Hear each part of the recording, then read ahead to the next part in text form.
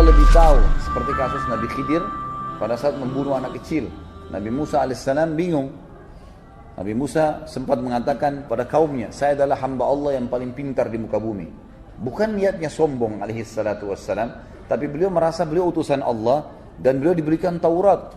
Dalam sebuah hadis dikatakan, Taurat itu oleh Adam dikatakan alaihissalam kepada Musa, kau adalah Nabi Allah, pilihan Allah, dan dituliskan Taurat untukmu dengan kedua tangannya. Baik, sekarang Nabi Musa alaihissalam pada saat dia mengatakan dirinya paling pintar di muka bumi, Jibril alaihissalam datang dan mengatakan, hai Musa, Allah menitipkan salam padamu dan coba kamu keliling di muka bumi, di pesisir sungai Furat, engkau akan temukan hamba Allah yang lebih pintar daripada kamu. Maka Musa alaihissalam sempat beristighfar kepada Allah, khawatir kalau itu dinilai kesombongan, lalu kemudian dia jalan mencari hamba Allah yang lain. Tentu kita tahu namanya Khidir alaihissalam, nabi yang lain. Kemudian setelah ketemu, Nabi Musa mengatakan, hai Khidir, saya mau belajar dengan kamu. Kata Khidir, boleh, tapi syaratnya satu, jangan bertanya sesuatu apa yang saya kerjakan sampai saya sendiri yang jelaskan.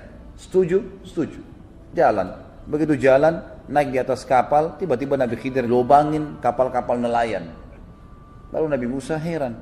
Sepertilah kita mungkin yang manusia biasa belum punya ilmu dari Allah, kita cuma mengatakan, kok aneh kapalnya orang baik-baik nelayan, dibocor-bocorin, kenapa nih?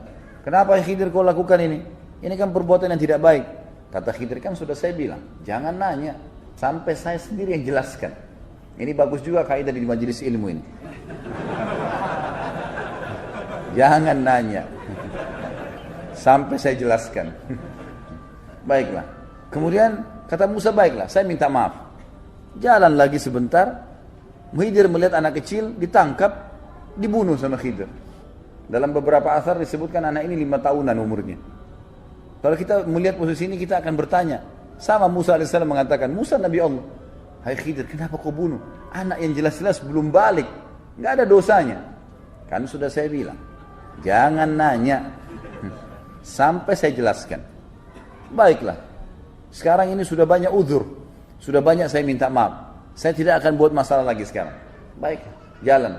Begitu masuk ke satu kota, lapar Nabi Khidir dan Musa AS kehabisan bekal. Minta jadi tamu di kampung itu, orang-orang pada nolak, dianggap orang asing. Zaman dulu dibuat benteng-benteng, ada pintu gerbang, kalau pendatang diusir-usirin. Besok pagi mau masuk ke kota ini silakan, diusir di luar gerbang. Takutnya buat masalah gitu. Maka Nabi Khidir alaihissalam menerima itu, karena Musa ikut di belakangnya, maka Khidir pun mau keluar dari benteng itu kan. Sebelum dia keluar, ternyata ada tembok di situ, rumah, temboknya mau rubuh. Khidir alaihissalam punya mukjizat dari Allah SWT. Dia kalau mau melakukan sesuatu, dia tinggal berdoa, Allah kabulkan. Dia menyentuh tembok yang mau rubuh itu dengan telapak tangannya, berdiri kembali temboknya. Nabi Musa AS mengatakan, wahai Khidir, kau kan sudah perbaikin temboknya orang-orang ini. Bisa kita jadikan penyebab mereka menerima kita menjadi tamu. Kata Khidir, sekarang saatnya kita pisah.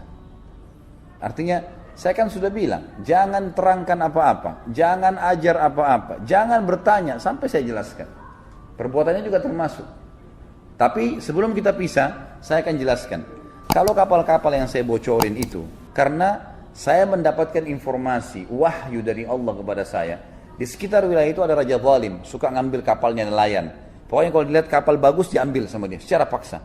Kalau saya bolong-bolongin bolong kecil, dia lihat ada cacat, dia nggak jadi ambil.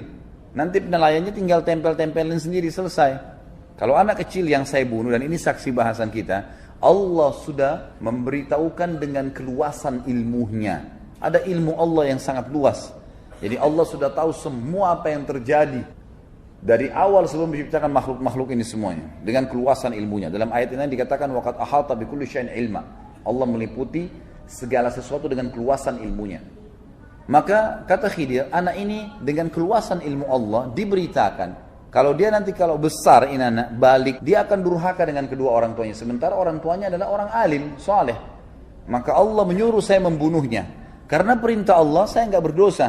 Allah juga penciptanya yang sengaja mau menyelamatkan anak ini. Kalau dia mati sebelum balik, maka dia selamat. Lalu Allah gantikan kedua orang tuanya dengan anak yang saleh. Lalu kemudian tembok yang saya perbaikin bukan karena saya meminta balasan makanan. Tapi saya telah mendapatkan informasi ini tembok rumahnya 2 anak yatim yang orang tuanya sudah meninggal. Dan di bawah tembok itu ada ditanam harta oleh orang tuanya. Kalau rubuh, masyarakat lihat mereka akan mengambil secara paksa. Maka saya sengaja memperbaiki tembok untuk melindungi harta itu. Nanti ada saatnya di mana tembok itu akan rubuh sendiri, dan anak-anak ini kalau sudah besar akan mendapatkan harta peninggalan itu. Tapi saksi bahasan kita masalah keluasan ilmu sang pencipta Allah subhanahu wa ta'ala. Kalau yang disebutkan dalam hadis, dan saya kebetulan pernah, ya bisa dikatakan masuk dalam tim edit buku-buku hadis berhubungan dengan masalah kasus Nabi Musa dan Nabi Khidir alaihissalam. Yang satu buku yang diterbitkan dan sudah disebutkan dalam bahasa Indonesia. Kebetulan ada salah seorang ikhwah di Libya kalau nggak salah dia menerjemahkan, kemudian saya yang mengeditnya. Pada saat saya mengedit, saya sempat membaca banyak sekali hadis berhubungan dengan Nabi Khidir dan Nabi Musa alaihissalam, tapi memang yang sampai kepada kita, Allahu a'lam, dinukil dari hadis-hadis, memang hanya pertemuan Musa sama Khidir saja. Dan di akhir hadis, setelah Nabi SAW menceritakan tentang Musa dan Khidir, beliau mengatakan, kata Nabi SAW ya, semoga Allah merahmati Musa.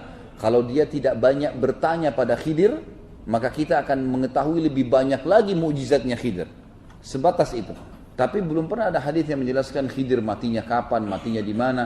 Bahkan ulama mengatakan hikmah ilahi, semua kematian para nabi-nabi dan tempat matinya tidak dijelaskan secara khusus di hadis. Misal Nabi Muhammad SAW mengatakan umur Adam sekian, ayah kalian, kan bisa saja disebutkan dalam hadisnya. Yang disebutkan cuma postur tubuhnya, karena hari kiamat kita akan bangkit seperti postur tubuh ayah kita Adam. Tapi nggak pernah disebutkan kadar umurnya, matinya di daerah mana. Semua nabi-nabi loh ya. Dan kata para ulama, hikmahnya hanya kuburan Nabi Muhammad SAW yang sekarang jelas diketahui di situ kuburan Nabi, untuk membuktikan memang Nabi ini saja yang kalian ikutin. Ada sebuah riwayat dikatakan seorang sahabat bertanya, ya Rasulullah, di mana kuburannya Musa?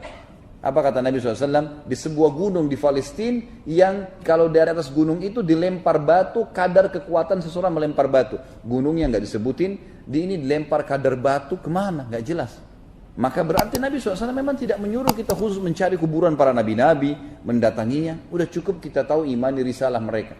Kuburan yang sampai sekarang jelas kuburan Nabi adalah kuburan Nabi Muhammad alaihi salatu wassalam. Fil qalbi masyaa'ir ukhfiha qad ashraqat asy-syamsu 'alayha 'an khutatin lam a'ba'u fiha satakunu bi ayyami farqa fa hayati qabla al-halaqati tayhun bi daya'in bi shatati min duni na'imil ayati dartadu linahfadhaha al-hilaqa fil qalbi